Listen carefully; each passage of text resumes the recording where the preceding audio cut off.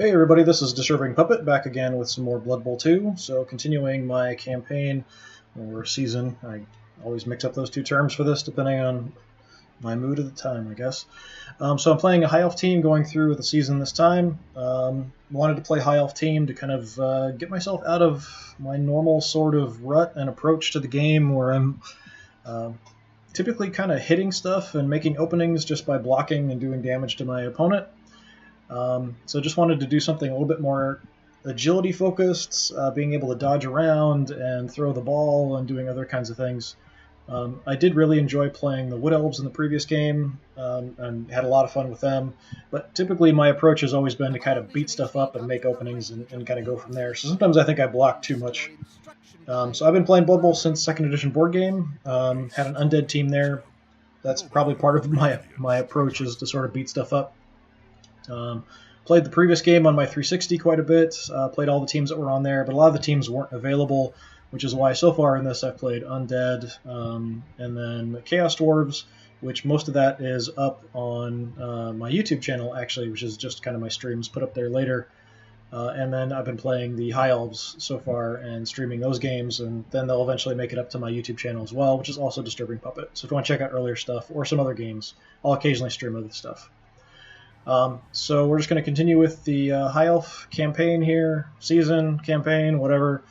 This next one I'm not really looking forward to because my team rating is so much higher than the Vampire team I'll be playing, so they're going to have all kinds of money for inducements and star players and crazy stuff. So I have a feeling I'm probably going to get hammered or have a difficult time because of all the star players and extra bonus crap he's going to have. So I'll just kind of quickly run down the teams. You can see my ratings up to 1850. With the Agile teams, it does kind of end up being a bit higher. So I do have a lot of experience playing Blood Bowl, both the board game and the computer game. I'm not an expert, though, and I will make mistakes or miss things, screw stuff up occasionally. It just sort of happens, especially when you're streaming and you're trying to talk and think your way through stuff at the same time. It's a little distracting at times. But just a quick rundown on the teams and stuff. I've got one thrower who's leveled up a couple times, so I've got kickoff return and strong arm with him. And we've got a couple catchers. So this one, catch, dodge, and block, which I added just recently.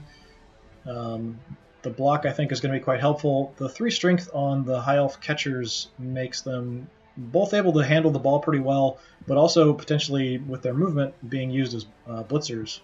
With their movement makes it pretty nice. Now, I've got a catcher here who's got an armor value decrease, unfortunately bringing him down to sort of dangerous territory. Hopefully his skills will kind of make up for that. So one of my blitzers is leveled up a few times. I picked up tackle and then strip ball with him. The other blitzers haven't really picked up anything, just block. I've got 3 linemen here I've picked up block with. Got 1 lineman who's taken a pretty good shot and lost a point of armor, but still not too bad. I've got a lineman with guard who was out my last game, so it'll be nice to have him back. And then I have 2 catchers that I've rolled doubles with for both, so I picked up Nerves of Steel with them because it affects catching, but also potential intercepts. And with my high agility, I could even possibly pass with them if I really needed to or wanted to do something crazy like that. So take a look at the Vampire team. His rating's quite low, actually, for this far into the season. What I kind of set up was it's a 8-team sort of division, I guess. And what I wanted to do is have each team play every other team a couple times. So I had to set up a couple round robins, so it sort of deals with the first round robin, then we're into the second round robin. This is the 4th game of the second round robin. So there'll be 3 more round robin games, then we'll go into the playoffs. Playoffs will just be the top 4 teams going in, so kind of 1 playoff game, 1 final. That's kind of what I'll do with either an 8-team setup or sometimes a 10-team setup, depending on how many games I want to get in. I think they had a couple vampires the last time I played them. I'm only seeing 1 here on the roster, so they've taken some hits. So we've got Bloodlust, which actually didn't really do anything the last time I played against them. I've never played as vampires. I don't even have the upgrade to be able to play as vampires. But playing against them, I was thinking this would come up a bit more often. So when they do an action, there's a chance that they're going to basically do some damage to one of their own players. I think it only happened once in the last game I played them that it came up, and it didn't actually do anything. Hypnotic Gaze, not super great. Just looking over it again. Now, loses tackle zone, may not catch, intercept, pass the ball, or assist another player on a block or foul, or move voluntarily until the start of their next action or the drive ends. So it's not too long, it has an effect. Regeneration, of course, it's picked up block with him. The 4 strength, so he's pretty tough. 6 movement, 4 strength. Everybody else is thralls, so we've got one with an increased movement allowance here, and Dauntless.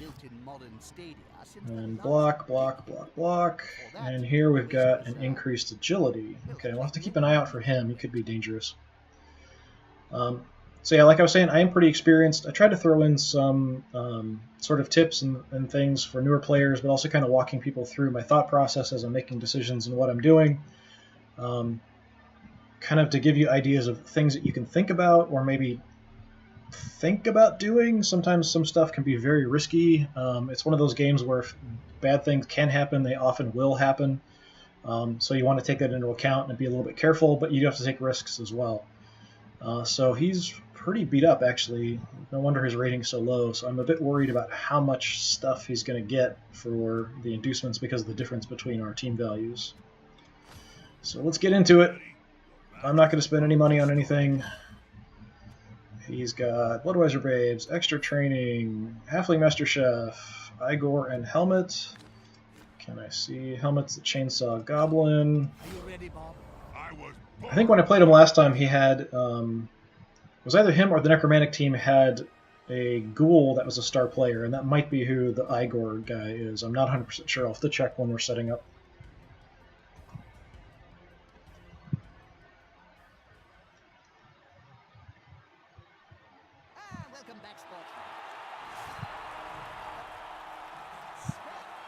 So, Chainsaw Goblin, just one vampire to deal with. I have to keep an eye out for that Thrall with 4 agility, though.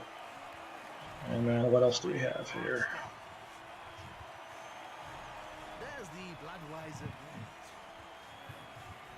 Okay, not showing there. Okay, Chainsaw guy.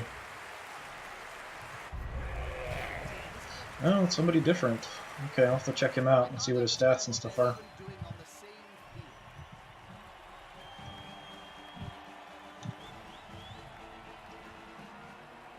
My crazy armor scheme color here. I like it. It's kind of interesting.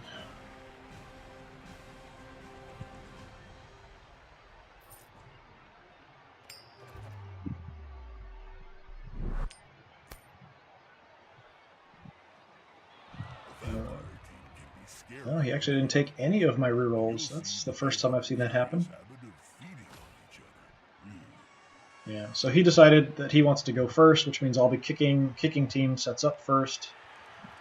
I usually like that anyway because I like to get the ball in the second half to start.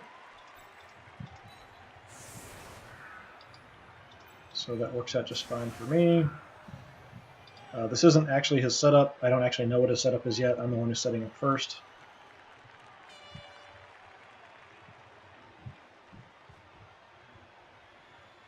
I definitely want my lineman with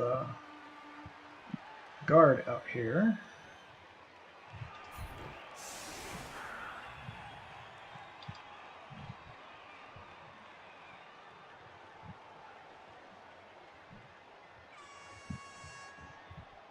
I was looking for my blitzer. I'm like, where's my blitzer? Okay, he's right there. The linemen and the blitzers actually look pretty similar.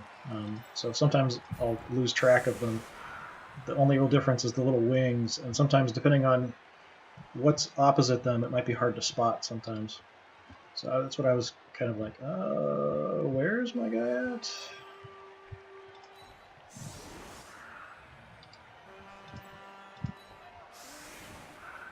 So I'm putting my players with block on the front line. I'm going to keep the minimum number of 3 on the front line. I just kind of wanting to do that to limit the number of guys I have that are possibly going to get pounded on. I'm going to keep my guy with guard back, and then on my turn what I can do is move him forward and move him into a position where he can help me on my turn. keep my thrower back to kick, or in my case, throw, and then sort of leave him back as sort of a last line of defense. I could have him here. If things get pushed back, he might end up adjacent to somebody, though. So right now I'm going to leave him back a little bit, kind of having these guys out on the side. Playing a real agile team, you might want to have somebody with tackle out on the edge, and I do have one blitzer with tackle. Against these guys, I'm not too concerned about that. So I'm just kind of checking the positioning of my guys. I may want to move my guys with dodge out to the sides. My catchers with dodge, that is.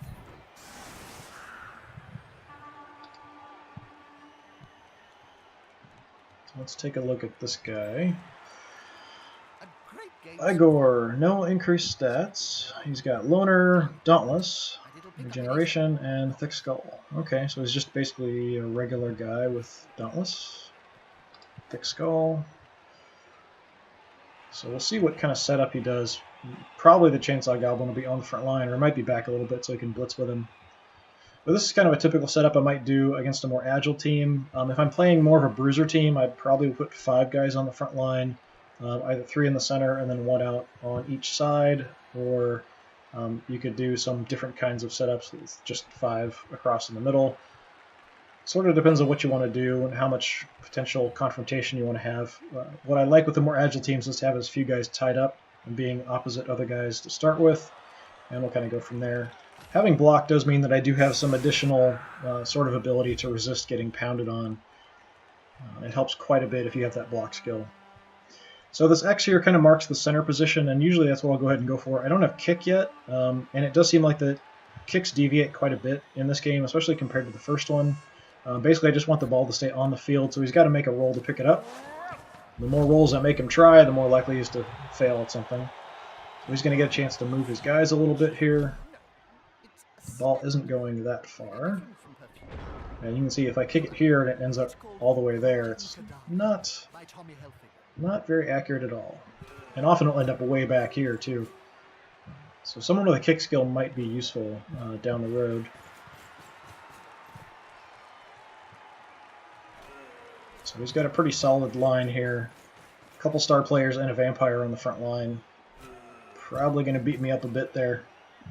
Hopefully his chainsaw is not going to succeed. Well, I'm surprised he's trying to dodge out of there. And that must be his guy with the 4 agility. Yep, okay. I saw the 83% dodge, so I was like, yeah, it's got to have somebody with a 4. Because my guys have 4 and my dodge is usually 83%.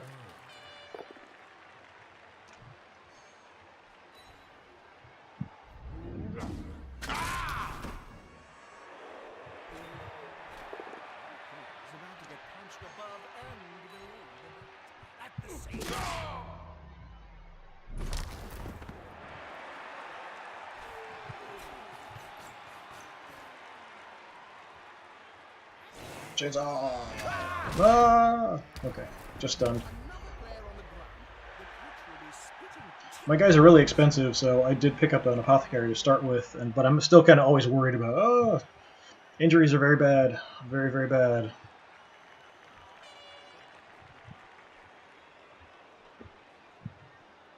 So in Blood Bowl, you want to do the safe things first. Anything that doesn't require die rolls, then you want to go for important stuff. Getting guys up, a lot of people just automatically do it, but if you want to move the person out of the position, you don't want to do it quite yet, because it does make a roll that you'll have to make. I probably don't want someone adjacent to the vampire, just because he's going to get pounded, so I may want to move him out of there. This guy's fine, I'm just going to leave him where he's at in the position, so that'll be okay. I'm going to hold off on getting him up, because I'm going to want to move him out of that position most likely.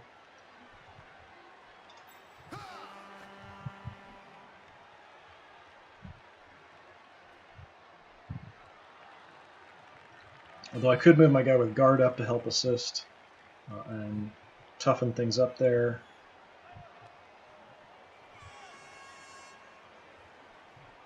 I was hoping I could move far enough that I could move adjacent to the guy with the ball with my player with guard. I'd have to go for it. I've had incredibly bad luck with going for it rolls in this game, so I'm incredibly hesitant to do that. So we're going to do other stuff first. So in this case, I think I will go ahead and just kind of toughen things up here on the front. Just stand him up. So you do want to take a little bit of time to kind of figure out what you're doing and what you want to do. These guys I'm going to try to rush around to the side to threaten from the side or the back.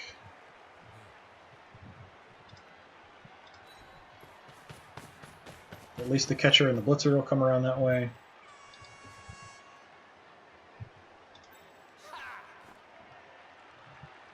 I'm a little nervous with him with the lower armor value that he's got now.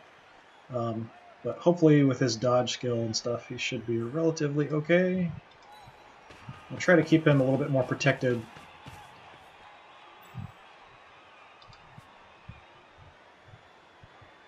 This is their higher movement guy, so I think I'm actually going to put somebody on him just to tie him up a little bit.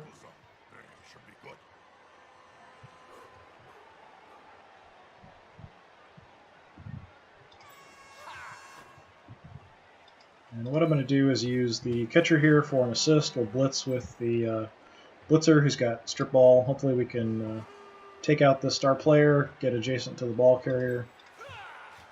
When he's got guys sort of surrounding the ball player or ball holder, you want to break in anywhere that you can.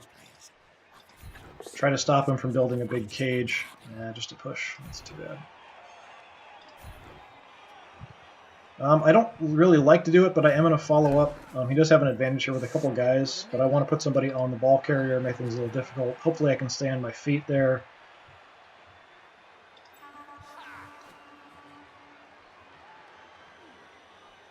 And I was thinking about moving adjacent to this guy to tie him up, but he does have blocks, so I don't really want to do that. I'm just going to move over to sort of cover the edge here in case he does bash his way through my guys, make it a little bit harder to get through. You want to look at tackle zone coverage. So I've got tackle zone, tackle zone. If he takes this guy out, I still have this guy here sort of covering. So I have coverage of tackle zones pretty much all the way out to here. And then I've got guys lapping around. I'm going to keep my thrower back just in case things go horribly wrong. And in Blood Bowl, things will probably go horribly wrong at some point.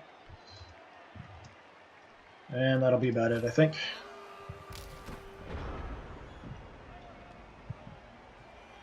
Also having my catcher down on the right there, that does mean that if I get the ball free, I've got somebody who very quickly could be within touchdown range. So if I can knock the ball free at some point, if I can just toss it over to him or run it over and hand it off, I've got somebody who can really quickly make it into the end zone.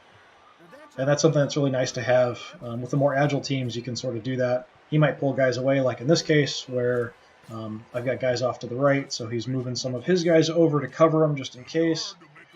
So it can draw people away from the people protecting the ball carrier, but it also gives you that option that there's a possibility you can score. And it's always better to have at least the possibility as opposed to having no chance at all. So the hypnotic gaze there canceled my tackle zones, let him just walk right through. And he's actually going to take the ball over the other direction now.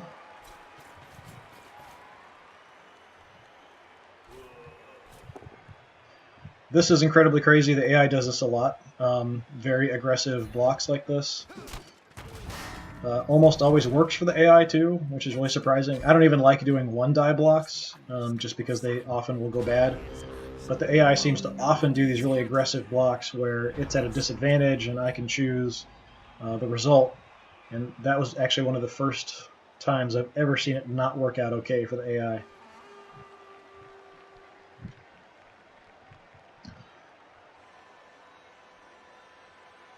So this is a situation where I could move my guy with guard over into here. I'd have at least one good block with an assist. I could even blitz and hit the chainsaw guy, kind of taking out the guys protecting the ball carrier. But I can also move him up into this position and then hit the ball carrier directly.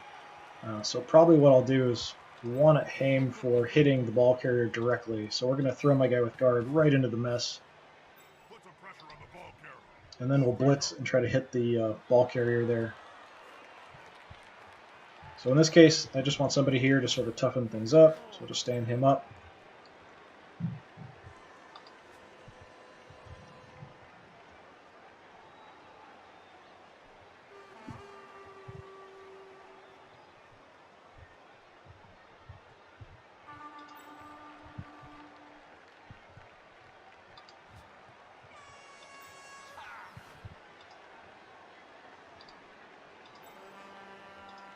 Yeah, I'm just going to stand the Blitzer up as well, sort of try to deal with the vampire if we can.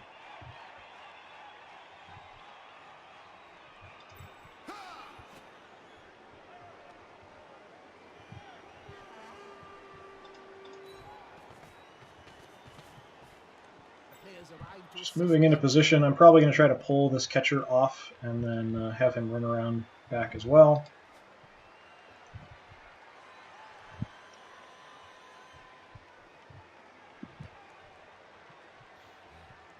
So in order to blitz, I'm going to have to make some dodge rolls here. I could just make one.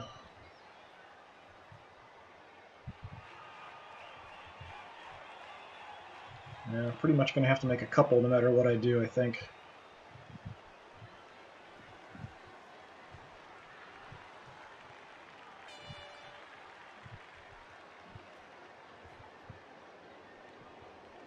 I don't want to do one at a -2, so I may just go ahead and come straight down here with some -1s. I've got the rerolls right now, so it's worth a shot. I'm going to go ahead and do the important stuff. So you can do things one step at a time, which is always kind of what you want to do with something with you're doing die rolls, because then you can decide whether you want to use that reroll or not. You can only use one reroll per turn. Just a push again. That's unfortunate.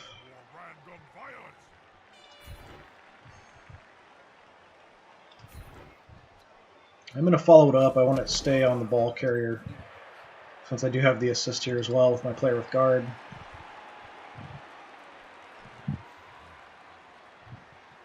I was really hoping to take him down there. It's very unfortunate.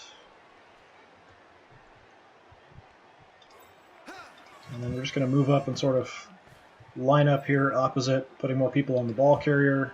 I've got an advantageous block here I'll throw. I'll probably want to move him out of this position if I can.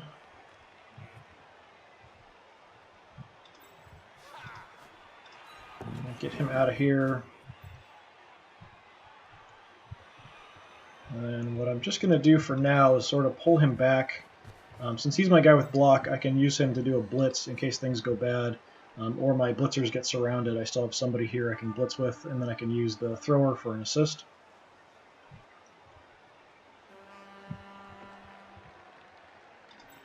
So we're going to try to get out of this position as well. Lap him around. If the player is pushed, it will finish in the public. And in general, fairies are much more dangerous than players. So the more angles I can get approaching him from, the more likely I'll be able to get to the ball carrier. So let's see if we can actually get a good block here. Since I still haven't used a reroll, I'll go ahead and do this. It's a little risky since I don't have any skills that affect it. So I will have to use a reroll. And that'll be me going down. That's why I don't really like doing one-die blocks. But yeah, the AI will be much, much more aggressive, and it seems to work quite well for the AI much more often. Like that.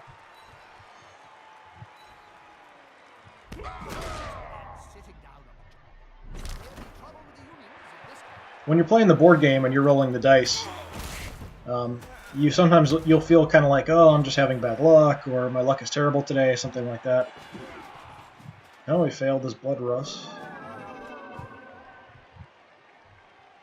Failed this Hypnotic Gaze. No, Blood Rust was a success. Okay, that's what. I don't know why it popped up. He had to use a reroll for it. That's why. So he failed it initially, used a reroll.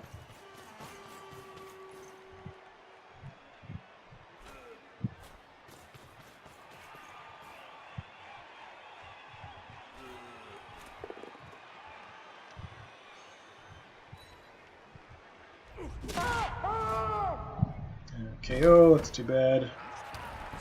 It's a danger of having somebody down there with a little bit weaker armor.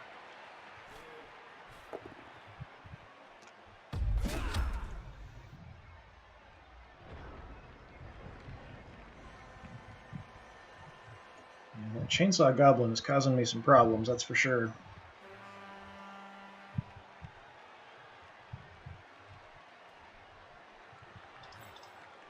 So here I'm just going to stand up. What my plan is going to be to throw a block here to take off the guy that's adjacent here, and then either be using him as an assist or to blitz, probably just as an assist on the ball carrier. So we're not going to get him up yet, because most likely we could free him up and then just move him over for the assist, and then we can actually do the actual blitz and hit on the ball carrier with him. In case that goes wrong, I'm going to move the thrower over a little bit deeper.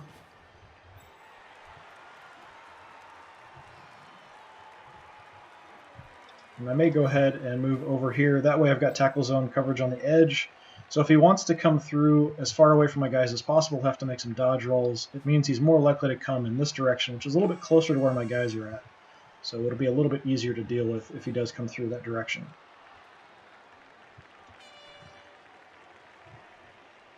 So we'll go ahead and take this block and see what we can get. Is this going to be enough to come out on top?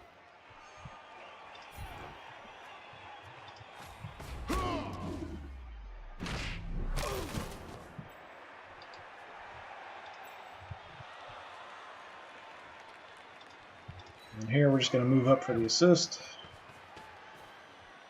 They'll need to get rid of the ball. Now there's pressure on them. The important thing is to do the blitz, so we'll do that. Unfortunately, the best angle to come at is from here, which means if I push him, I don't have a lot of choice on any of these.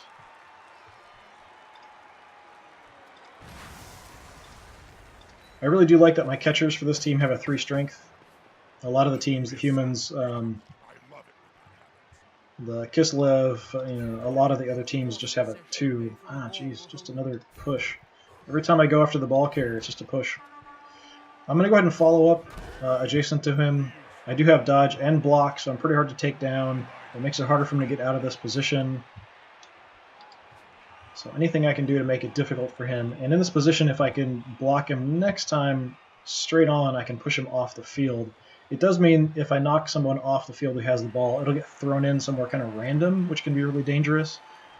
But that's a better choice than letting them get in to score. So here I do have an advantageous block on the chainsaw guy. If I can knock him down, I have an increased chance of hurting him, so we're going to go for that.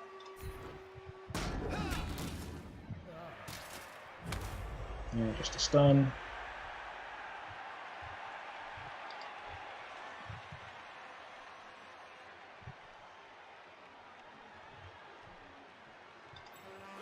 I'll try to move away here. So I can move down here for an assist, get a good block on this star player. I could move down here in case things go wrong. Probably would be better to move down here. So in case he breaks free somehow, I've got somebody down there. He's got strip ball as well, so that should help. So this way I've got now tackle zone coverage all the way out. So he's got to make dodge rolls if he wants to come through anywhere from here over. So he has to go all the way out to here or further to move down the field. So things like that, just positioning you want to think about.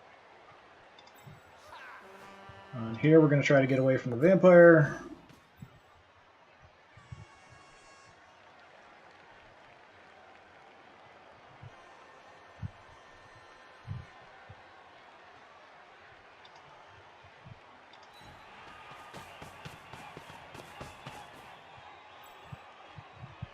And I'm also not putting him adjacent to someone, I'm just sort of here blocking access. So now I have things pretty well covered. There's only a little bit of an area here he can get through without having to make dodge rolls if he wants to head out this way. I'm just trying to make it as hard as possible for him and restrict his movement. I'm not going to throw a block out here. Well, I could. I've got a skill advantage because I have block and he doesn't. I haven't used my reroll, so yeah, okay. Say something witty and insightful. I'm just waiting for the players and the coach to do something.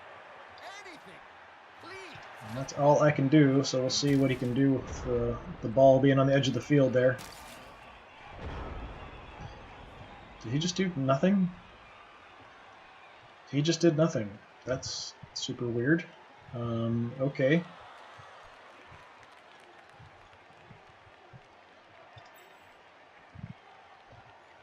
That's so weird. It took me a couple seconds to realize that's what actually happened. Okay.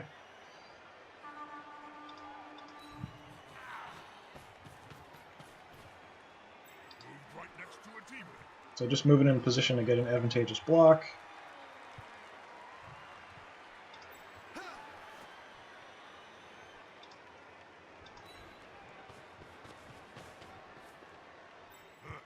Safety in numbers. So what I'm going to go ahead and do is try to take out this guy, then we'll do a block straight on, try to knock him off the field. Hopefully the ball will end up in a decent position for me where I can get to it. Even if I knock him straight on, there's a chance the ball would deviate off the side of the field and then get thrown in anyway, so we'll just push him off. That means he'll be out of the game until play stops anyway, so reduces the number of guys he's got on the field. That definitely helps.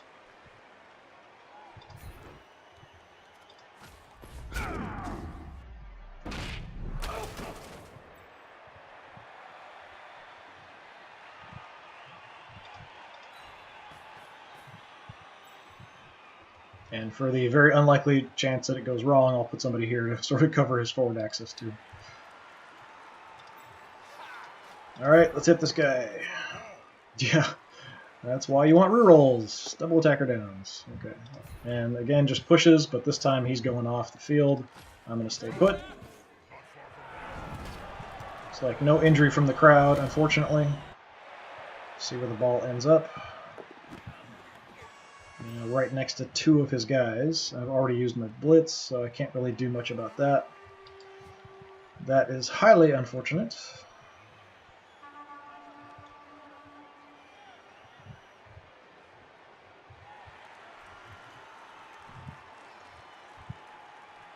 Just looking, neither one of these guys has block or any skills that affect it. So I'm just going to put as many guys towards the ball or adjacent to the ball as possible to make it hard for him to pick up.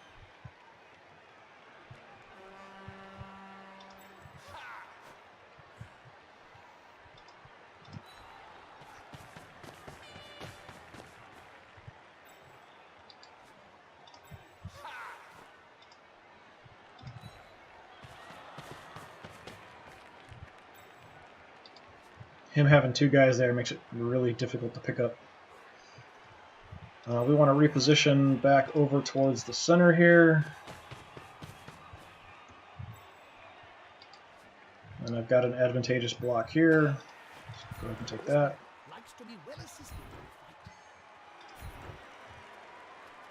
Follow up helps us get away from the chainsaw goblin as well. So if he wants to use him, he'll have to blitz with him.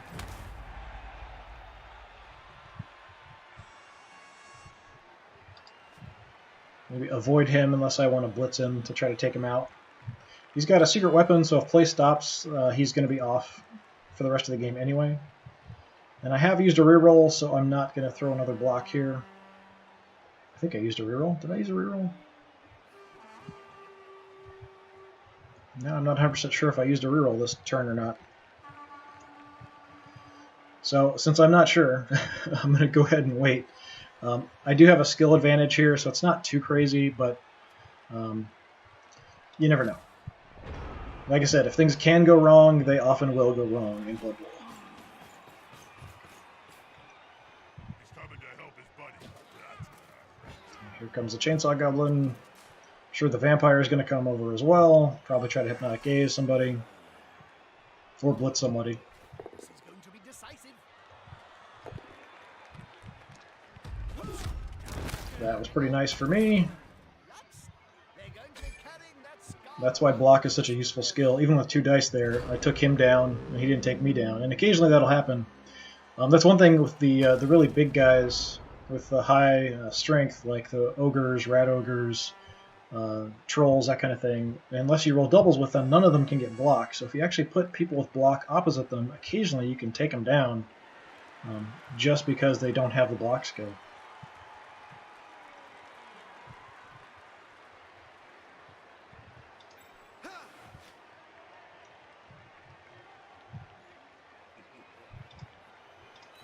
So I'm going to move up to give myself an assist here and just be putting more people towards the area where the ball's at.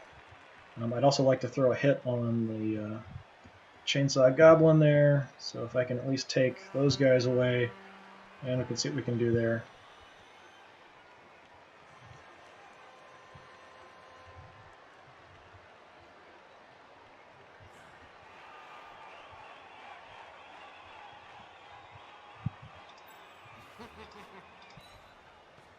Just moving over to sort of tie him up a little bit. So I'm going to go ahead and do the advantageous blocks I've got. Again, block coming in super useful.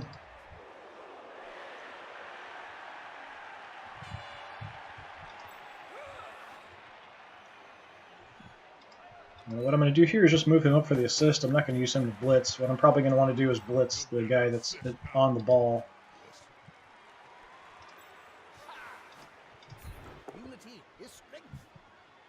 No, that's not good. I have to use another reroll.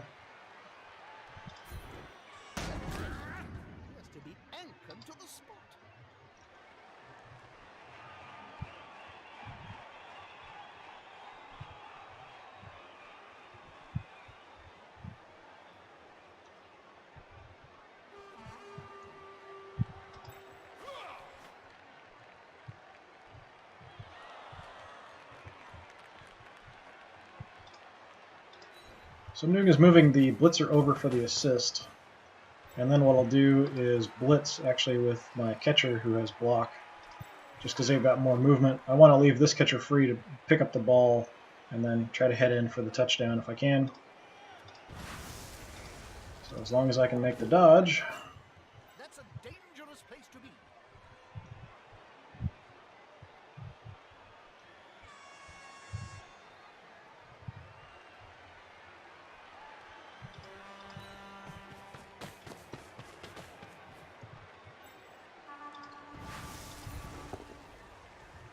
Ah, jeez, my luck is not going real well.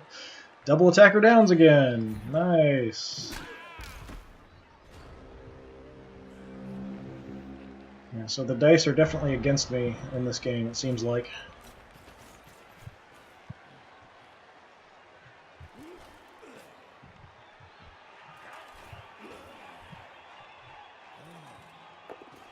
Here comes the vampire. Just a push, though. That's good.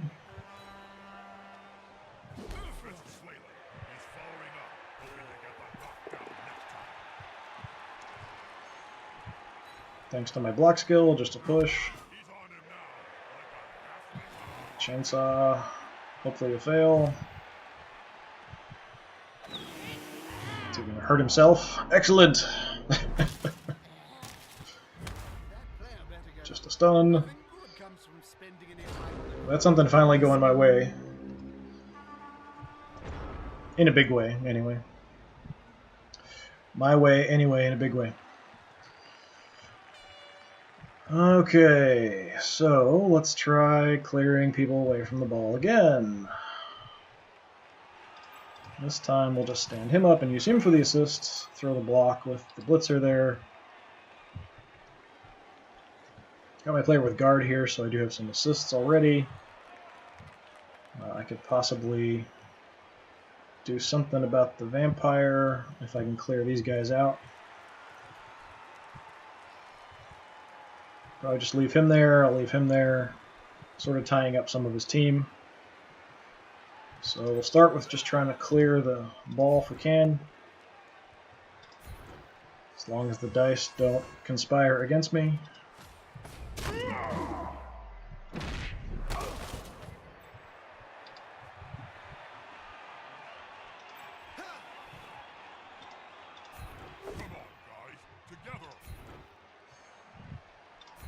I'm not going to follow it up because I want to keep as many people on the ball as I can. And we got a KO, that's good too.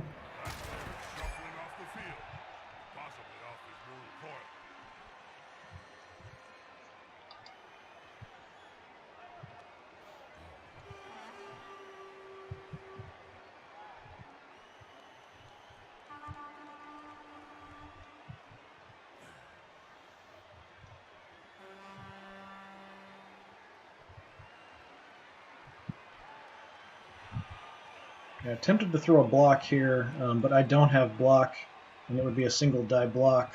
It's not really a good choice. I could move someone else over here for an assist, but I'd really like to take care of this vampire if I can. It's even tempting to dodge him out of there and move him into this position, which is only a -1, so it's not too crazy. But I have had to use another reroll already.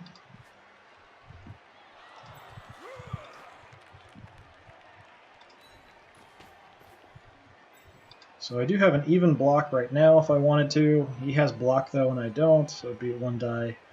I'd like to at least have a couple dice if I'm going to do that. So I am going to go ahead and do this. A little risky, but I'm playing an agile team. I should try to rely on my agility if I can. Still just a 1 die because now I don't have anybody covering him. So if I wanted to, I could try to go for it to get up here adjacent to him. I could try to dodge somebody out to also cover. And that's relatively safe, so that's what I'm going to do. I'd really like to get those 2 dice on the vampire. All I really need is a push, but with the way that I've been rolling, with no rerolls, it might not happen. But it did, so down goes the vampire.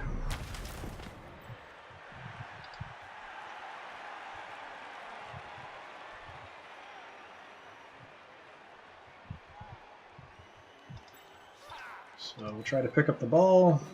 I don't rate that player's chances of still standing at the start of the next turn. If they are, then we may see a touchdown. I could go for it to try to get the touchdown now, but like I said, I've had horrible luck with it, and I've got no rerolls. So I'm just going to hang out right there. And I'm doing pretty well at controlling things here. He doesn't have a lot of guys free to come after me since I'm pretty far away.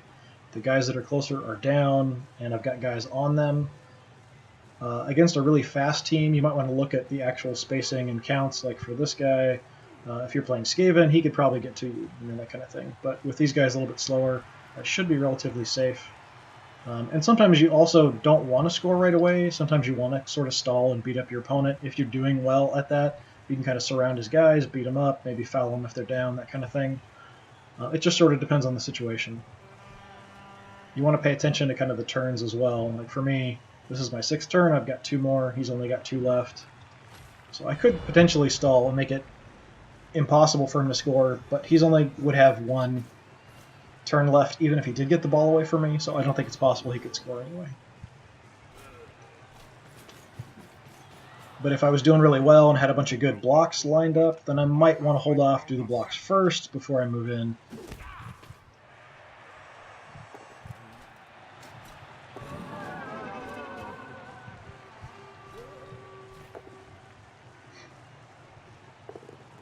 Actually, I used a reroll there, take me down. I figured he'd just take the block result. It's not that important to use a reroll on.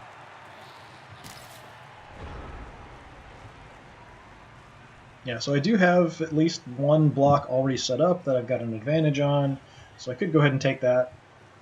But I'd want to do some other stuff first, just in case that went wrong, to sort of cover the vampire and the thrall, because his tackle zone doesn't count. He can run right through here.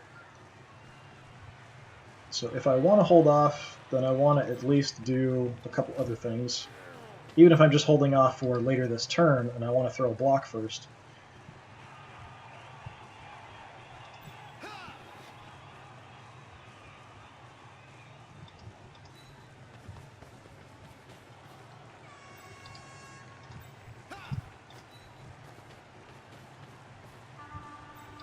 So really, I'm only really planning on just doing this 1 block, and that's it.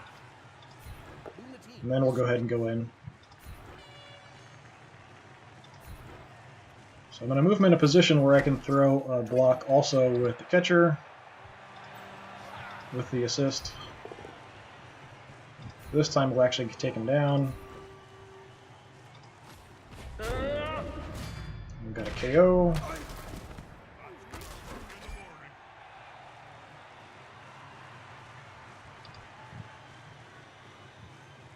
Yeah, and at this point I'm just going to go ahead and go in for the touchdown. There isn't a lot else I can do.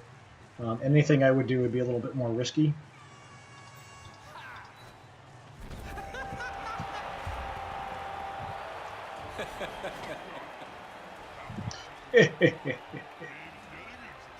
Haughty elven laugh. I do have the sound turned way down, so hopefully you can actually hear the haughty elven laugh, and my comment and laugh didn't sound super crazy. Now all of his KO'd guys come back. That's too bad.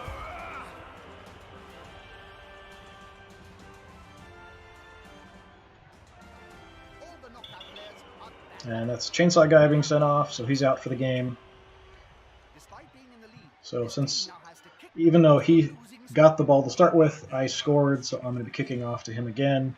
So I'm just going to use the same setup. None of my guys are out, so exact same thing's fine.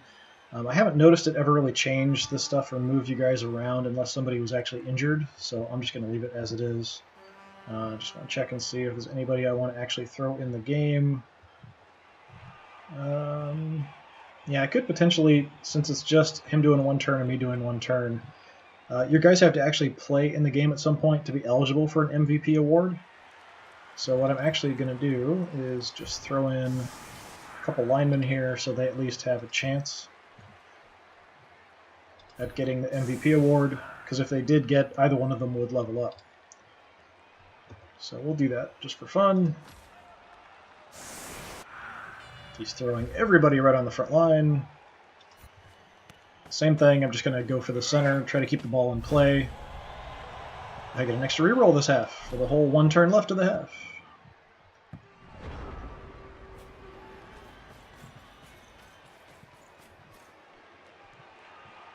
So he just has this one turn to beat up my frontline guys, maybe blitz somebody, and then I'll have a turn to do whatever I want, see if I can isolate some guys, maybe get some hits in. That's probably about it.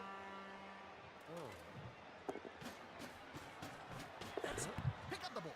Apparently it's more difficult than it seems.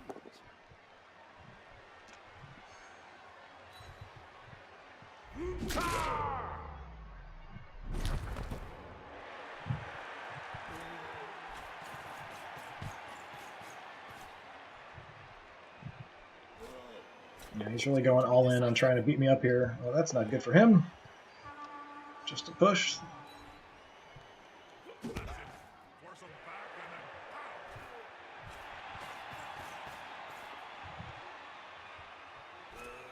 Got this star player isolated out here, and I may, on my turn, just try to take him down and maybe even foul him just to get him out of the game.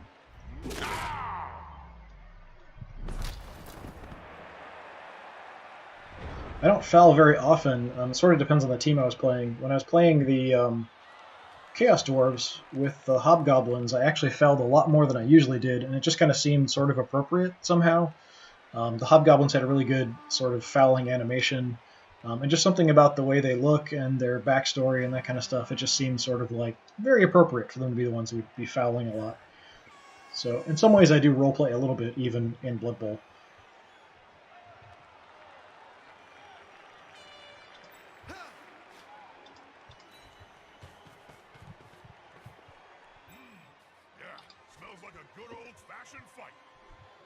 So since he doesn't have any turns left, it's not super important what I do with these guys. It's good to be in the habit of just sort of thinking about what you're going to do with players, doing that, even if it doesn't really matter that much. Sometimes it will end up mattering, even if you don't think it will.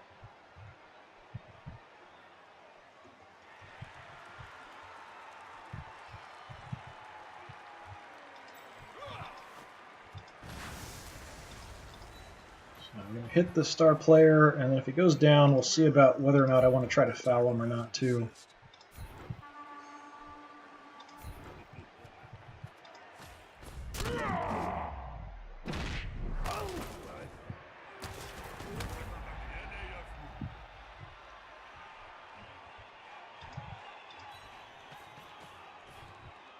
And here what I'm doing is just kind of positioning myself so it's easier for my other players to get out if I want to use additional people to foul. If they're coming from a distance, they're more likely to end up on this side. So if I can move him further over, I should do that to clear that space.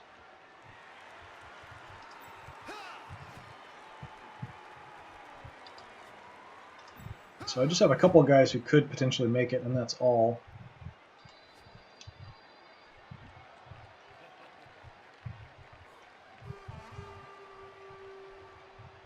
The other thing I could do would be to move my player with guard up into this position, and then I'd have an advantageous block I could throw on the edge here. That's really about the only other thing I can do. I've already blitzed, so I can't hit anybody over here that's isolated.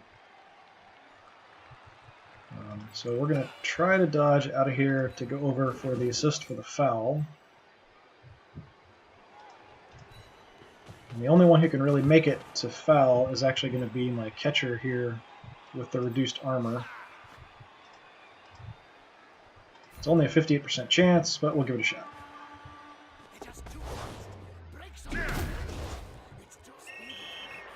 Well, he's out for the game. That's too bad. Yeah, no injury.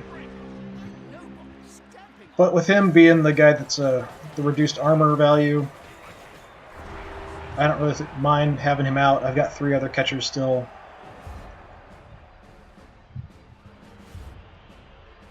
It's unfortunate he got called out. That's part of why I don't foul that often.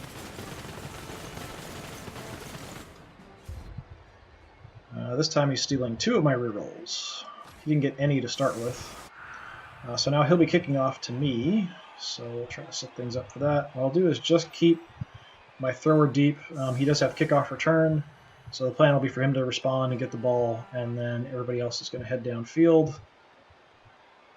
It gave me a really goofy setup here for some reason. So this is his actual setup. So I know what he's doing. I can see how he's got things arranged. There is a kickoff roll result that'll let him change that.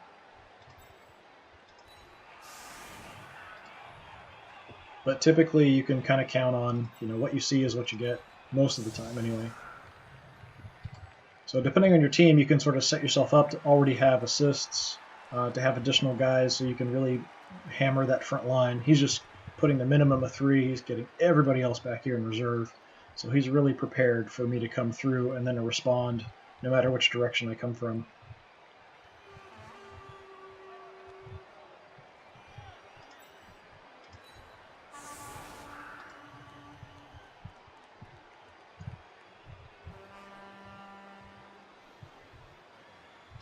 Looking at who has more star player points. I'm going to put people with the fewer star player points maybe on the sides, a little bit closer this way. I know he's got nobody here, so it's safe to be in this position right on the line.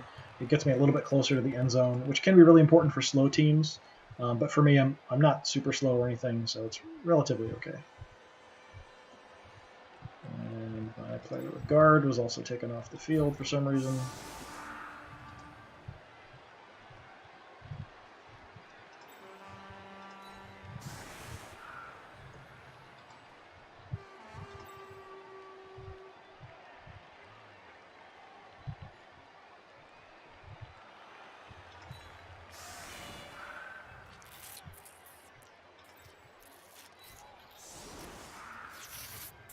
What are you doing, Jim? Oh, don't be sorry, Bobby. Caught me polishing my teeth. So yeah, I could put my player with guard into the front line on one side or the other, sort of waiting things that direction. If I was going to do that, I'd probably go for this side. If I can advance this way, a little bit away from his vampire, that would be better.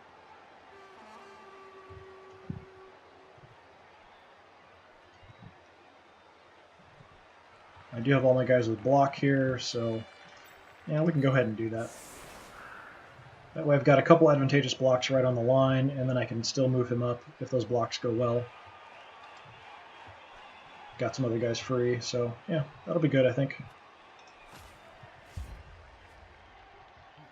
The ball's going quite deep. See if I can actually catch it when it comes down. Pitch invasion. Uh-oh.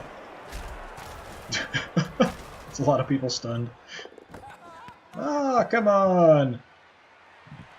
For agility not coming through. Okay, so I had 1 guy stunned, and he had 3 guys stunned. Okay, that's actually pretty good for me.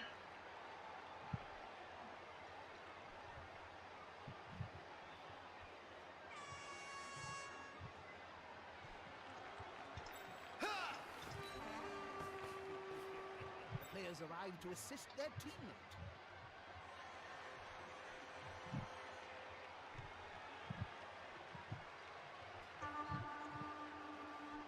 I'm going to go ahead and move through on the side here a bit first, I think. Planning on heading up this direction primarily. So what I'll do is blitz and hit this guy. We'll then run him kind of straight up. So we can just go ahead and do that.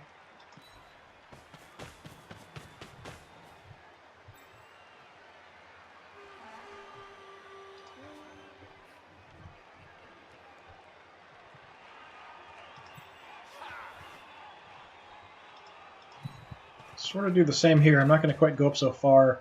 I may want to blitz on this side later too. I will go ahead and try to tie up one of his guys here as well, just to reduce the number of guys that he has that might respond one way or the other. It gives me the option when I pick up the ball, I could move this direction, but since I'm passing team, I can still toss to either side. I don't necessarily have to continue up one side running or tossing the ball, so I could always move one direction and then see if he commits that direction, slide out this way, and then toss the other way. It's a pretty good tactic that will work sometimes. You want to have as many options as possible. It means he's got to spread out his guys. So I'm going to go ahead and blitz and hit from this side. See if we can take out another player. This is his higher agility guy too, so it'd be nice to take him down. Just get a push, unfortunately. Now we'll stay on him. And then here we'll just throw the blocks we've got on the line.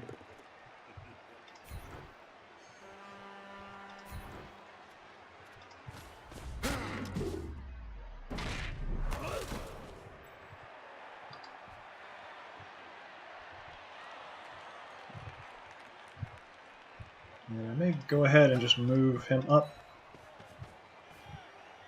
Help cover the side.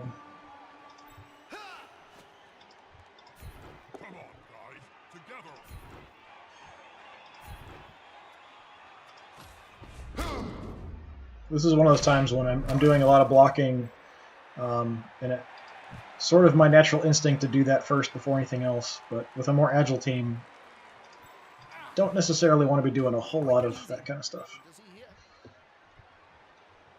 So I'm going to go ahead and just head out this side.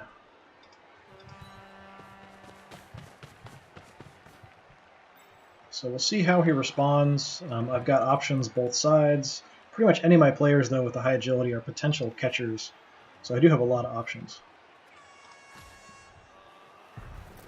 His team isn't that slow, so if he does kind of commit one way, he can make an adjustment later if I then shift over. But against slower teams like Dwarves, even Chaos Dwarves to an extent, if you end up faking one direction and they really overcommit one way, it's really hard for them to come back from that.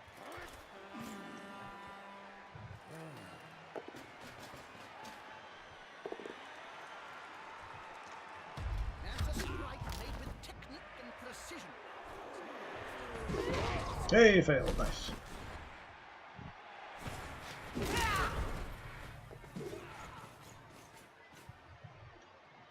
So that's a reroll down, so no more rerolls for the turn. Hopefully he'll screw something else up and give me a turnover.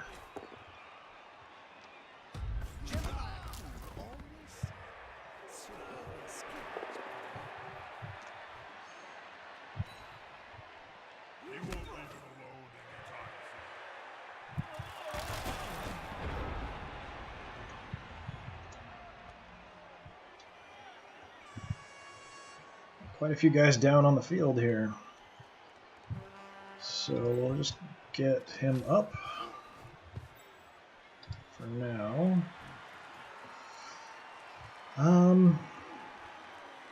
Yeah, I would like to actually get him out of there and then maybe over into this position to help out.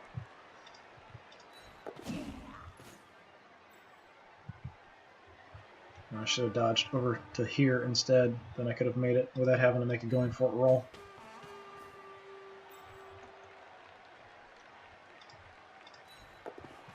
Okay, I kind of hold my breath every time I go for it because I've had such bad luck with it.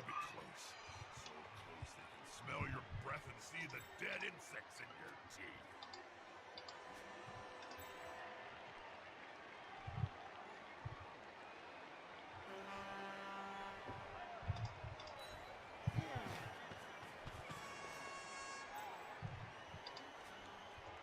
So initially I was going to just get him up and leave him here, but I really wouldn't like to leave anyone adjacent to the vampire if I possibly can. So I'd like to get him out of there, but that means a dodge roll.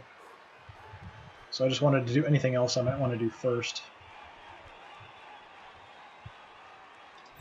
Like in this case, I'm planning to just move over. What I'll do is then have an advantageous block there.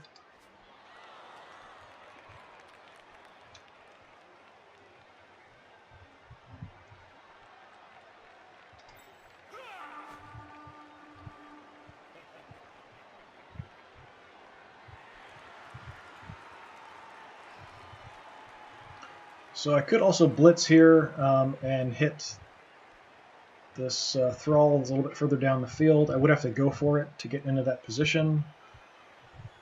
So I'm going to wait, and I'm going to go ahead and do this block first. Is about to get punched above and below the belt at the same time. This is just one die roll, whereas the other one is a couple die rolls. So we're doing this first. Neither one is, super important or anything. So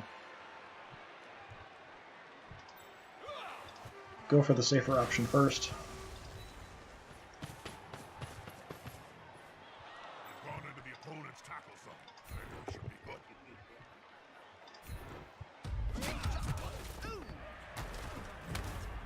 Stun, which is cool.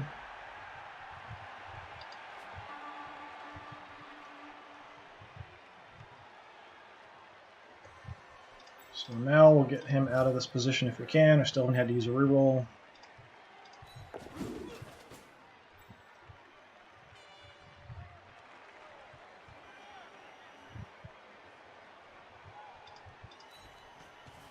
Just basically want him away from the vampire so he doesn't have a free block on somebody. So I've got a couple receivers open. He's awfully close to the vampire, so he's not really a great target.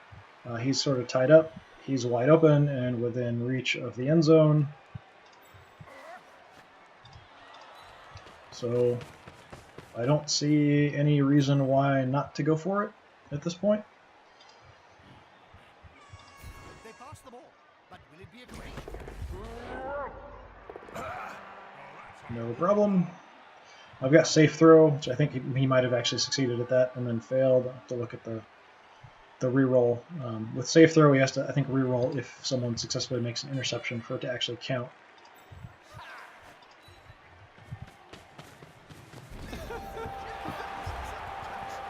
There we go.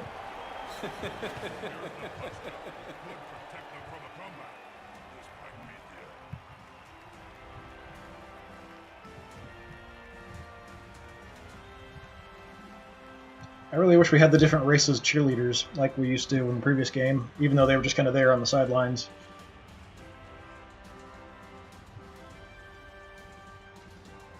They've kicked the ball to the opponents. So now I'm kicking it away since I scored. I potentially could have tried to drag that out a little bit longer and used up more time. But if I have the opportunity for a quick score, I'll sometimes go ahead and take it. I'm basically just kind of looking at the more scores I get, the more star player points I get.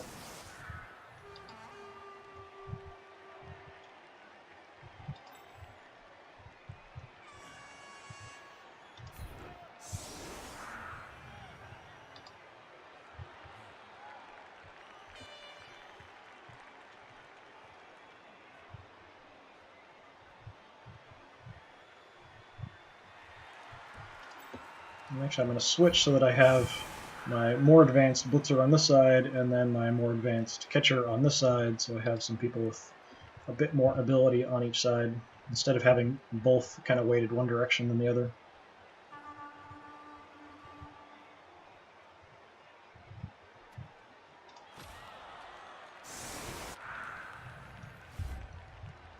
The same kind of formation he had before. So we're just trying to keep the ball in play, so he's got to make die rolls to pick it up. These guys get to move a free square, see if he does anything crazy. Apparently not. You know, I often think Blood Bowl might be better if we just got rid of the whole ball thing and got straight to the main. That would be blood without the bone. It's just war. see that any time of night. Can't? Let's go then. Fail. Ah, that's too bad.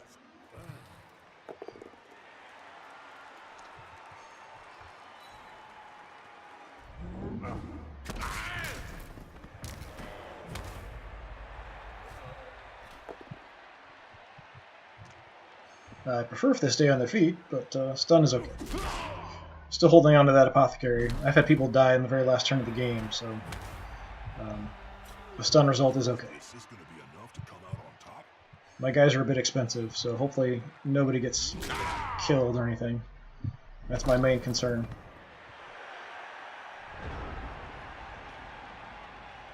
You know, those 3 guys on the front line are really just kind of there to take those shots.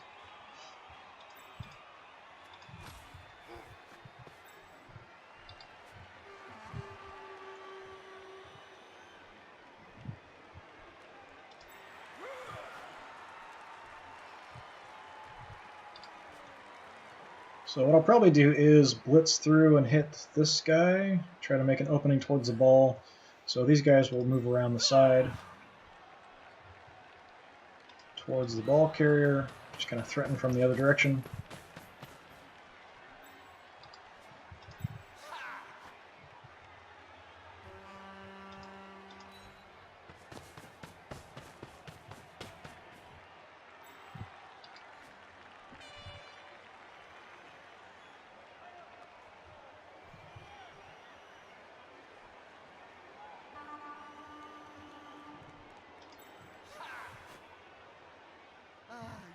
This reminds me of the time you got bored.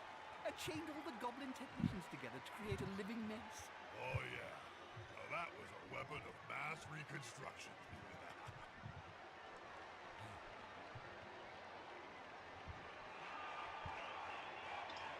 So what I'm going to do to get the assist, since I do have dodge with decent agility, move into here, and we're going to try to dodge out to there. Then I can successfully blitz with an assist and hit that guy. It's kind of things you can do with an agile team that you may not want to take risks with a regular team.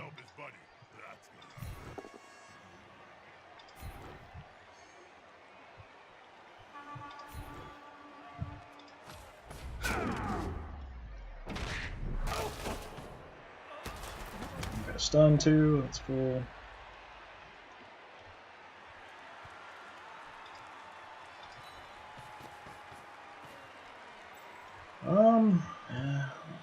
Haven't used a reroll. I'm going to go ahead and go for it just to get adjacent to the ball carrier. Fail, of course. Like I said, I've had horrible luck with going for it rolls. There's another example. It's a 1 in 6 chance of failing, so the chances of failing 2 in a row is 1 in 36, and I've had that happen at least 6 or 7 times that I can think of off the top of my head playing in this game. It didn't happen nearly as often in the previous game, so it does make me wonder if there's something off about the number generation or percentages when it comes to the going for it rolls. Something definitely seems off about it.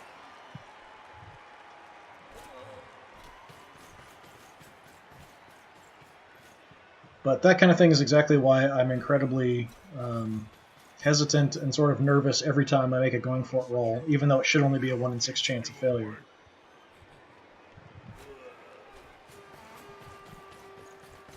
I've seen that happen way too often.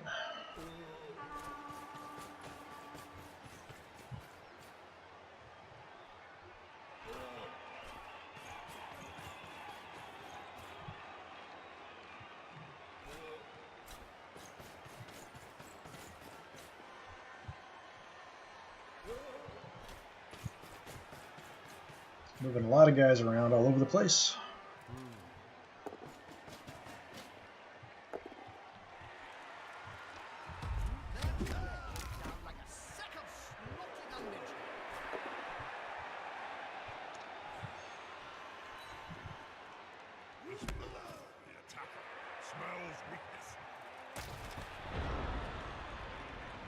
Okay, see if we can salvage anything from that mess. here, we'll just stand him up, that's fine. Here I'd like to move this guy away from the vampire.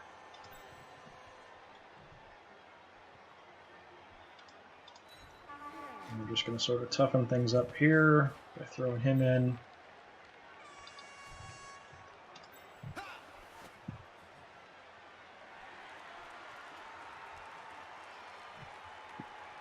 I have to go for it a couple times to get him down here. Based on what just happened, I'm not going to do that. Just not gonna.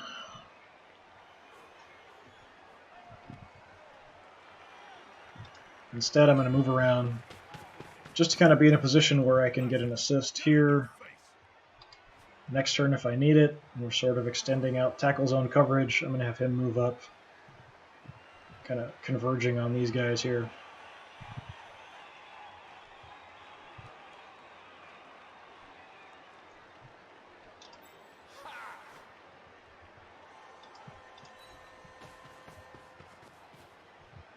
This could be fun, especially if the ball holder goes down.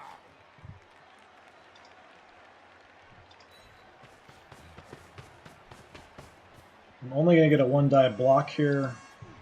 I can blitz with him even though he's down, as long as I declare the blitz action while he's still down. Hit the ball carrier. Unfortunately, this isn't the guy that has strip ball. I can do it with the player with strip ball, but I'd have to go for it once.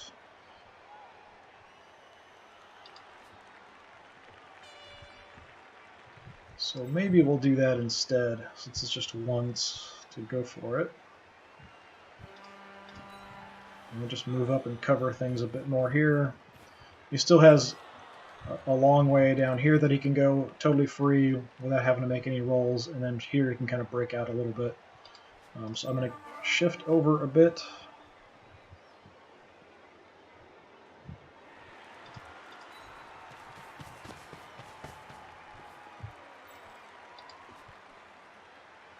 Here I'd like to move him out of that position if we can.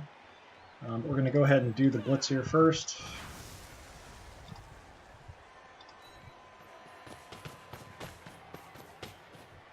This could be a sack. I love it. Get an attacker down, have to use the reroll. They both have block, so unfortunately nothing. Dead fish. Put some force behind those punches.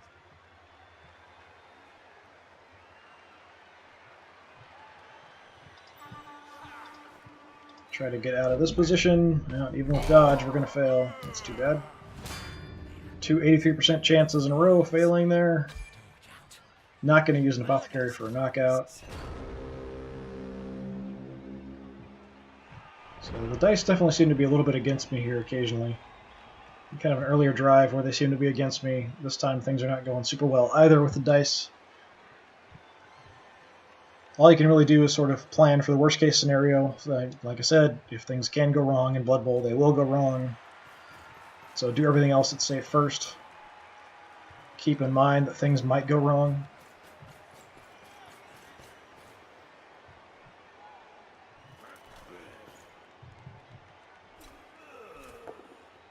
I guess theoretically if things go against you certain times, they should go for you other times. That's theoretically, anyway. Not always, but it seems like it should work out in the long run, right? That's how statistics work, right?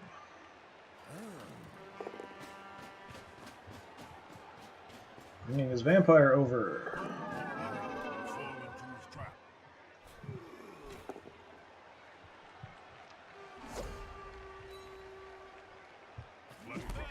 So his ball carrier is free since he hypnotic gazed there as well. Got everybody off his ball carrier.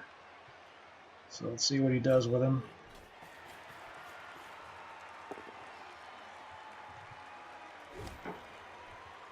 Well, he's going to get a turnover. Thanks to Loner. That's another reason why block is incredibly useful. He's throwing a lot of blocks, so he ended up having something bite him after taking a lot of risks. So that sort of almost evens things out, right?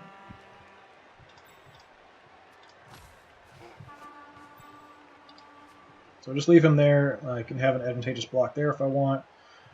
I've got at least one advantageous block here, and then I could possibly free him up to move. So that's probably what I want to do. I'd like to move my player with guard up to assist. So go ahead and throw a block on the edge here first.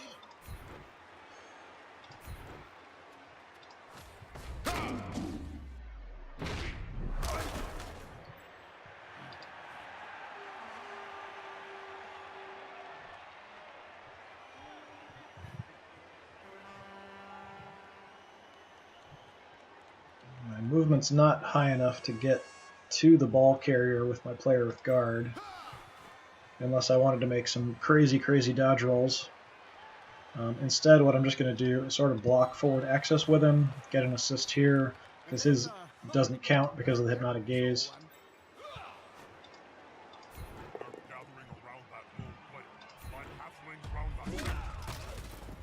So we're making forward progress here, a bit harder for him.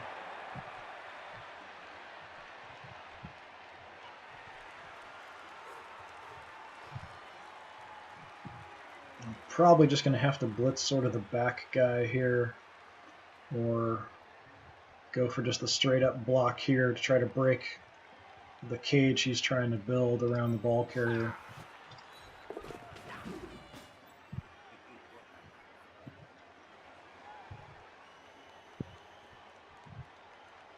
I'm just going to go ahead and throw him in.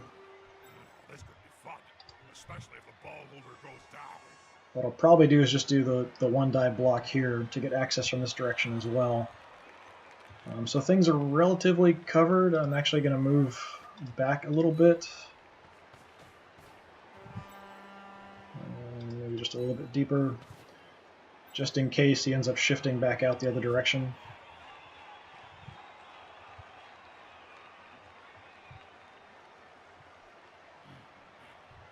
So let's see what we can do here, since I am out of reroll, so that's a little bit risky. I don't have a way to get an assist on him, though, unfortunately, with his positioning. So I'm just going to double check and do anything else I want to do first. So I'll probably do the other block first because I've got 2 dice there. So it's more what to do with this catcher.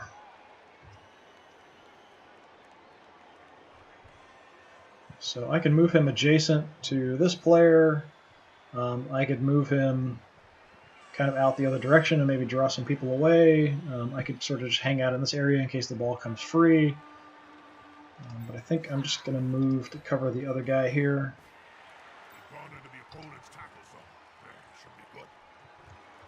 We'll do this block that I've got an advantage with first, and then we'll do that one die block.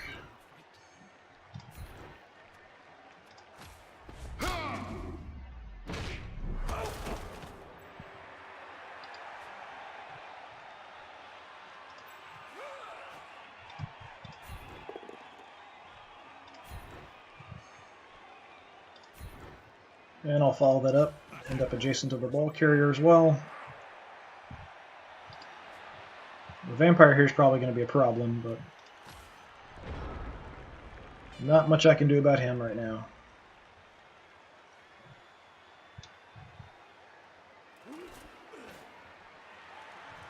It'd be nice if he does something stupid, or has really bad luck somewhere. That would be really helpful. Okay, just a push. That's good. Does mean the vampire is kind of right in the thick of things, though.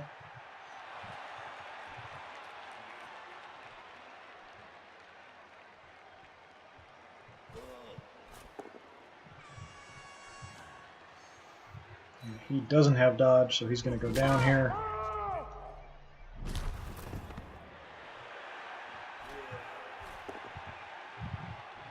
Just a push.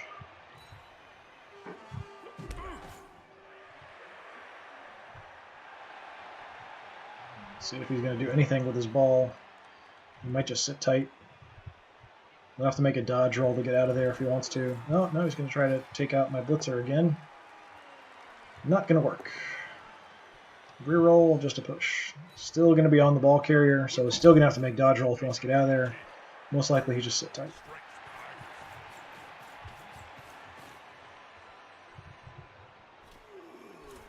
Nope, throw a block. Now I'm going to go down. Go down as if you were flinging a...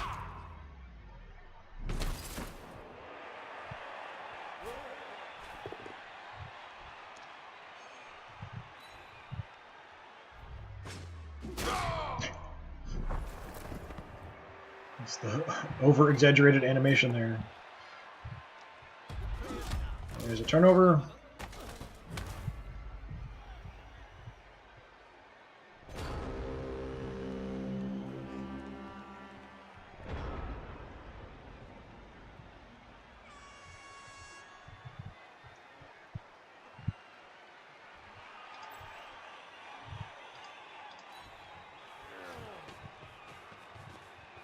So I'm just going to do anything safe first. Kind of putting myself in a position to have some advantageous blocks.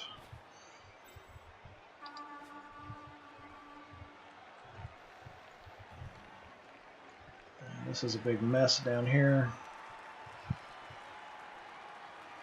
What I'm going to try to do is throw a block here and take out this thrall. And then hopefully it'll free up my player with guard to move in to get assists.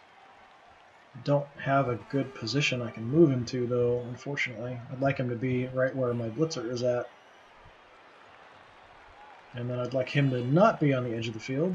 I don't really want to just stand him up and leave him there. If I stand him up, I got to move him. Just a push. That's horribly unfortunate. So what I'm going to do is just knock him off the field if I can here.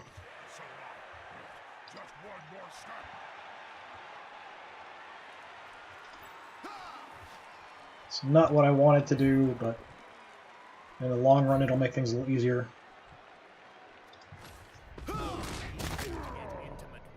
Injury.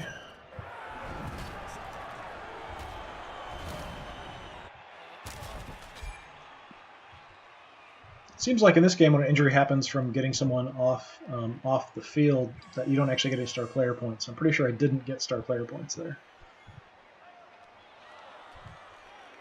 I can't remember for sure in the previous game. I think you did get star player points for that. I'm not 100% sure though.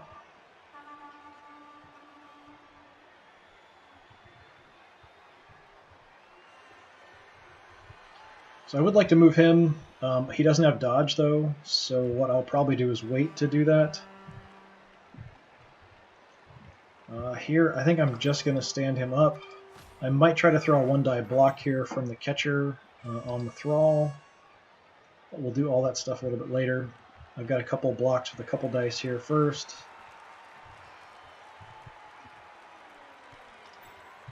So here I have a skill advantage, and it's 2 dice, so we'll do that before we do any of the dodge stuff.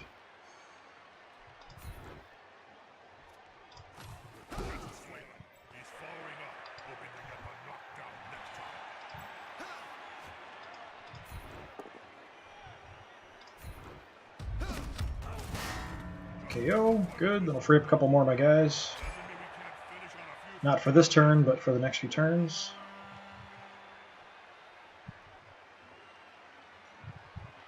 So now I'm going to go ahead and try to move him out of there.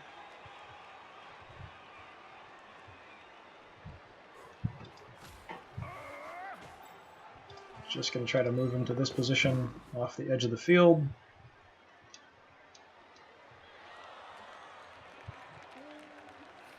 And I could move him a bit further away if I wanted to. Should be able to make the roll. Okay.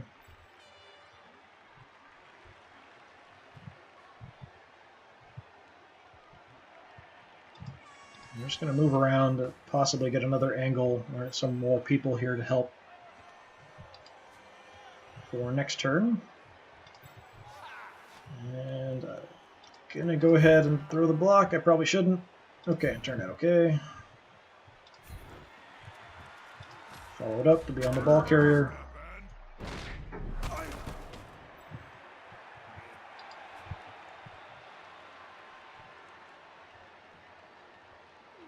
He is going to get up right away, though. Have an advantage on beating my guys up. But I've got some people in the way ahead of him. I've got some more guys free for next turn, so things are looking okay. And I'm just going to leave my thrower where he's at.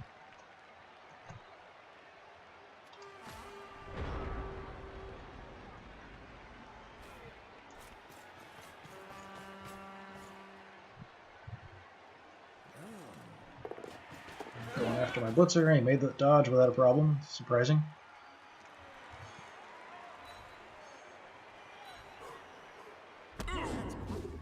Pushing my catcher over. Unfortunately, my guy got KO'd there. If I wasn't KO'd, then my player would be in this square, which would mean he wouldn't be able to hit me and knock me off if he was in that position. So you can sometimes line things up if you can move people over and then get another block on him to knock him off, kind of like I did there. It was safe because he didn't have anyone in a blocking position, but if someone was blocking and then had a blitzer free and could move them up and then blitz me right off the field.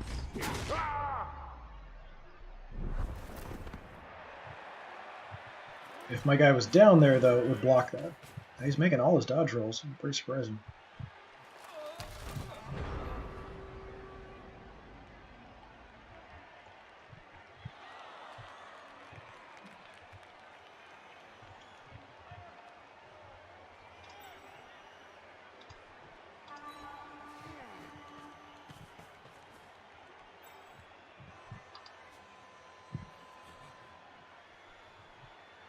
Yeah, positioning-wise, I'm only going to be able to get a one-die block on the ball carrier here, I think.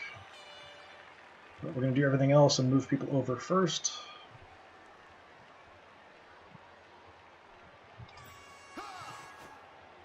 Yeah, actually I can use him for the assist and then move somebody down. Hit him. Put some pressure on the ball carrier. Move quicker.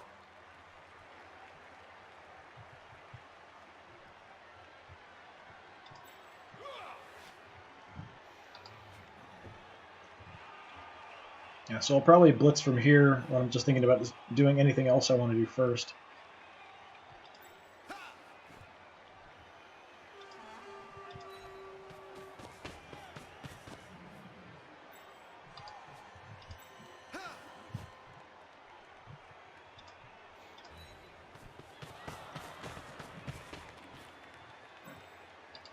So I'm moving people in. I'm not going to move him yet because if the ball goes somewhere free, I might try to chase it down or at least put him adjacent to the ball.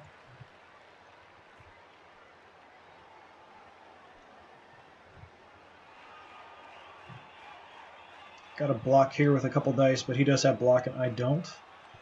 So I want to do the blitz first and hit the ball carrier before we take that risk, especially since I've got no rerolls.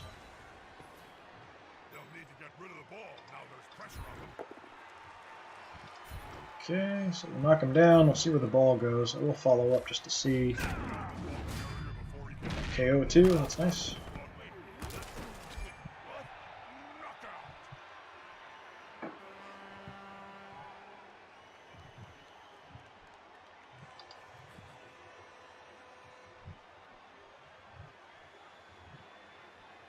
And now I definitely need to throw a block to get this guy off this position where the ball's at.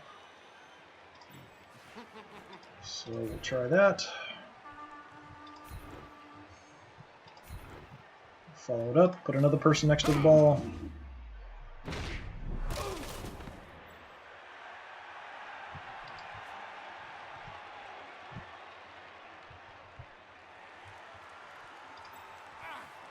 If I wanted to go for it twice, I could even move up, go for it twice, pick it up, toss the ball to him, and then run it right in. Like I said, I really don't like those going for it rolls, though. Everything else, totally fine, but it's the going for it rolls, even though it's supposed to be a really low chance. I really don't like them. I've had really bad luck. It is the 15th turn, though, so if I run him back and move him out, he's pretty much going to get hammered no matter what I do.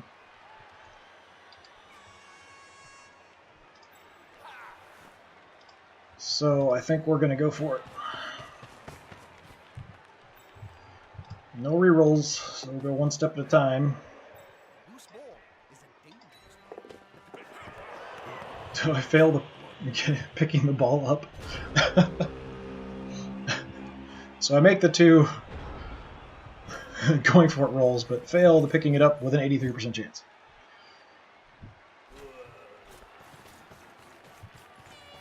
Now my catcher's going to get tossed off the field, probably. He'll have to blitz to do it. So if he wants to blitz somebody else, then maybe not. But I wouldn't be surprised if he just blitzes and knocks my catcher right off the side there. I'm just going to try to pick it up there, and that should be pretty difficult.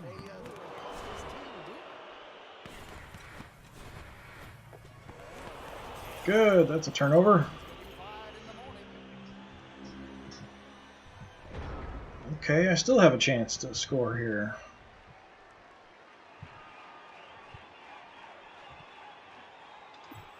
So we've got an advantage here because of my guy there, and then the guy with guard. So I'm just going to move him off this position. I'm going to stay put. Down goes the vampire. Yeah, I still haven't picked up sure hands with my thrower. That would probably be the next thing I'd want to take, just to double those chances of picking up the ball. So I do have some blocks and things I could do, but I've got no rerolls. So here I don't have a skill advantage, but I've got 2 dice. Nowhere else really looking like anything. I'll give it a shot. I really don't need to. I probably shouldn't. I should probably just try to pick up the ball.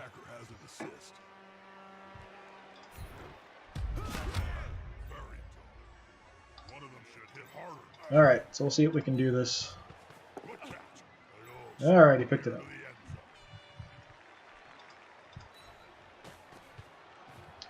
So I have the movement. I could move up and hand it off, but if I do a pass, I actually get a star player point.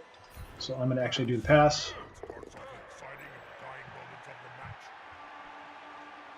Even if I screw it up, I'm ahead 2 points. It's my last turn of the game, so it's not that big of a deal. So that way he at least gets some star player points. And we can get in for the touchdown. Which is more star player points.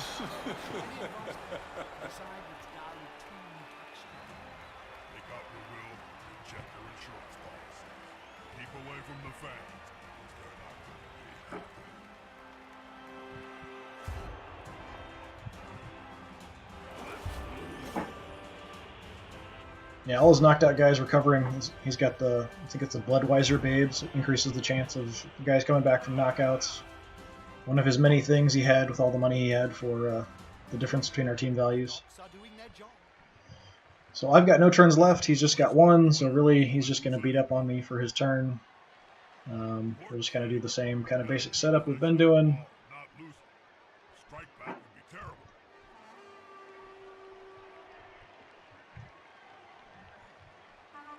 So my blitzer's knocked out.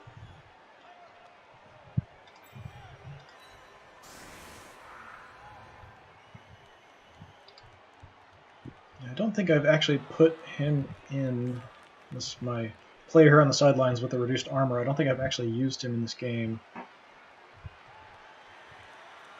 So I may actually just swap him out so he has a chance, because he does just need 1 more star player point to level up. So if he's in the game, he has a chance to get the MVP award.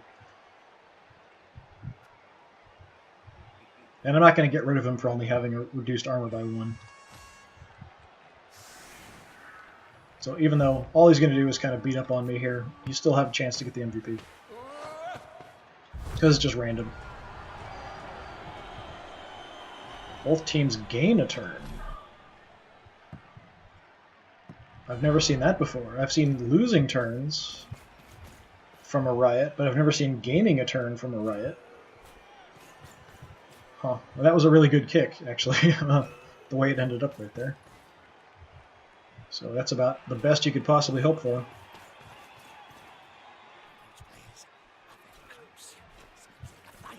Fail picking up. Oh, that's too bad.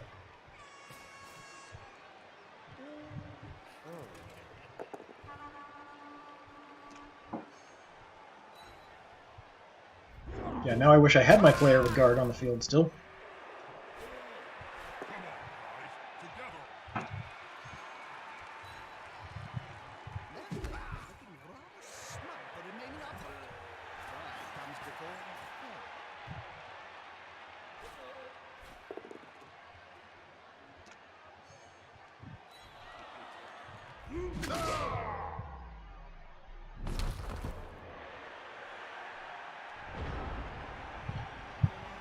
Okay, surprised to actually have a turn here. I'd like to not leave anyone next to the vampire if possible. This guy can stand up.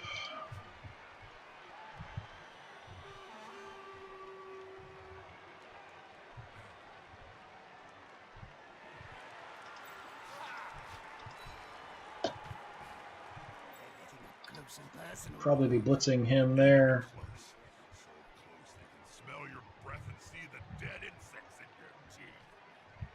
So here, if I'm lucky, I can block from here, push him there, follow up, and then knock him off the field. So I'm going to try to do that probably after I blitz.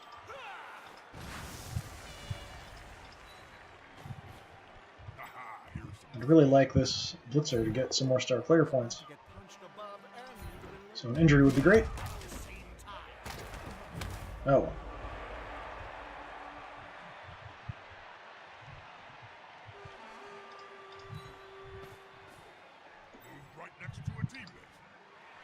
And here, just kind of covering his guys that are further in. I don't think anybody's close enough that they could actually score on their turn, but just in case, just making it difficult for him to advance. So we'll try here for the double block push to knock him off the field.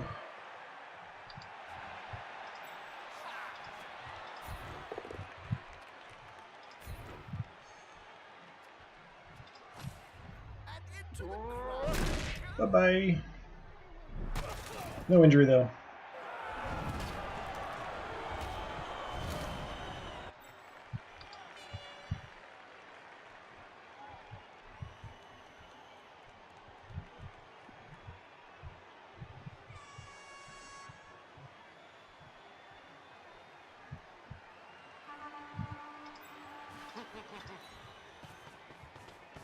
So moving up into here, I can have a block on the star player with an advantage.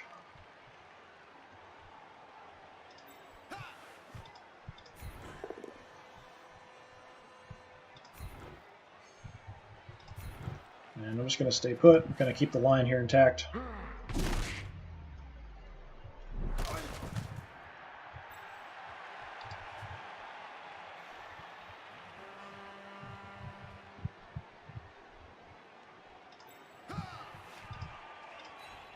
Toughen things up here. I'm not really sure what to do with my other catcher, so I'm going to go ahead and just try to get this player out of this position, be next to the vampire. Yeah, not going to make it.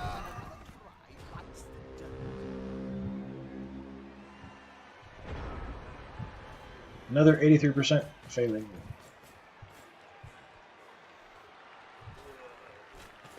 So he's just doing kind of the typical thing of sort of forming a cage around his guy, moving up as much as he can, even though it's the last turn. The AI at least is trying to move the ball forward and protect it. I haven't seen it try anything super crazy because it's running out of time or anything like that.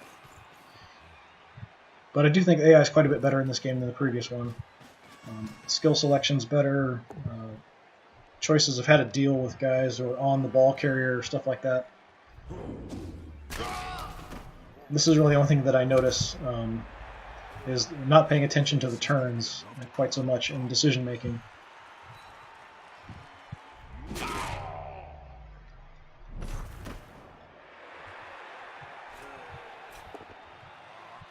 Very aggressive attack there.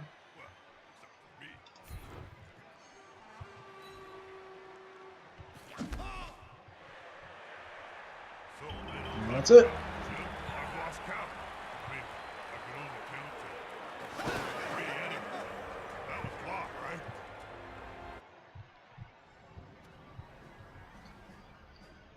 Yeah, 70,000 winnings, not bad. I'm not going to use a reroll, it's fine. Benefactor goes up all the way to 13.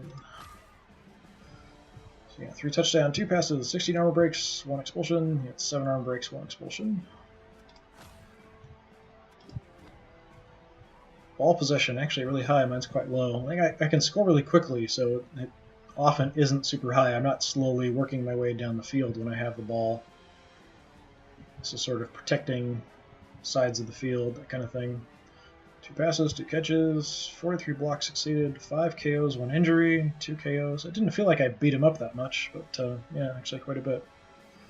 66 yards running, 14 yards passing. It's pretty good.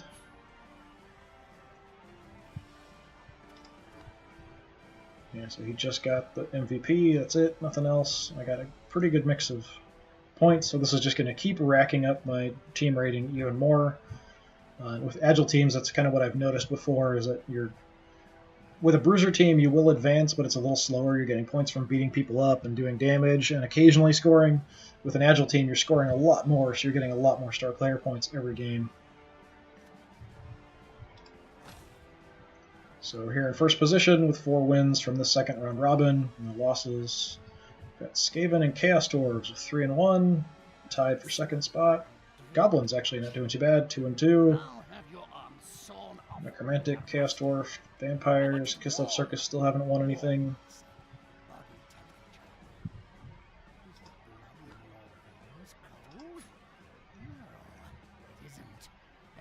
I'm just looking at the scores. Kind of curious how it comes up with some of these sometimes. So next, who am I playing? It'll be Squigyop, so playing Goblins next time. People leveling up. Maybe just 1? Yeah. So it's actually my catcher here with the reduced armor.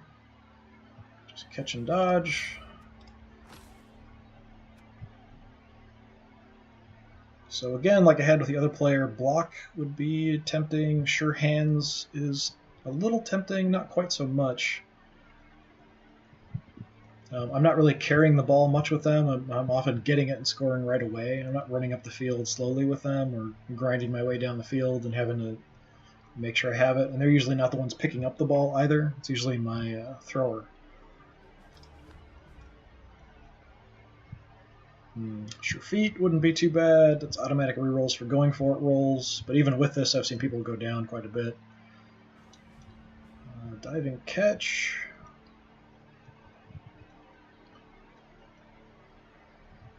So +1 any catch from an accurate pass. In addition, the player catch any pass, kickoff, or crowd thrown in that would land in an empty square in one of his tackle zones as if it landed in his own square without leaving his current square. If there are 2 more players that use the skill, neither could use it. Okay. So it's just a chance to catch stuff if it lands in a square adjacent to you. That doesn't come up very often, actually.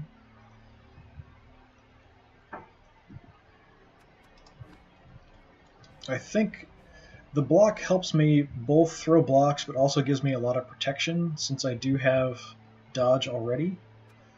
So having dodge and block makes you really hard to take down with a 3 strength as well. It gives me a lot more options. It makes me harder to take out, and I can use it more defensively and offensively myself. So we're going to go ahead and do that. So now I have 2 guys with dodge and block. Just one of them has reduced armor. But that takes me all the way up to 1880.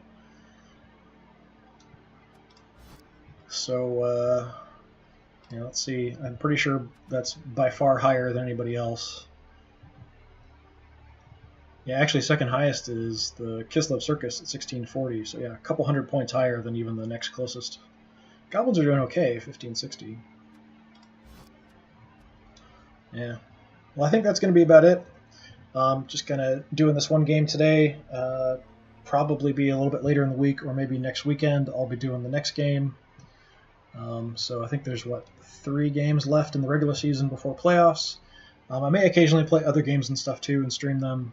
But like I said earlier, I put stuff up on my YouTube channel as well.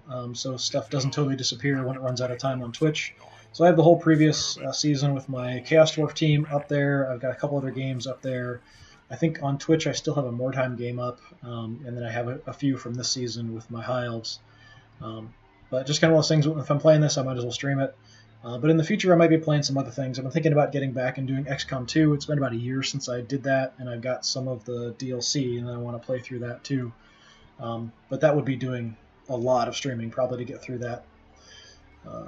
Just depends on how much time I've got. But thanks very much for watching. That's probably going to be about it for today. I really need to eat something. So I really appreciate you watching and spending time. If you want to check me out here again, please do. I'd appreciate it. And then also on YouTube, it's Disturbing Puppet there as well. All right, thanks a lot. Hope to see you next time.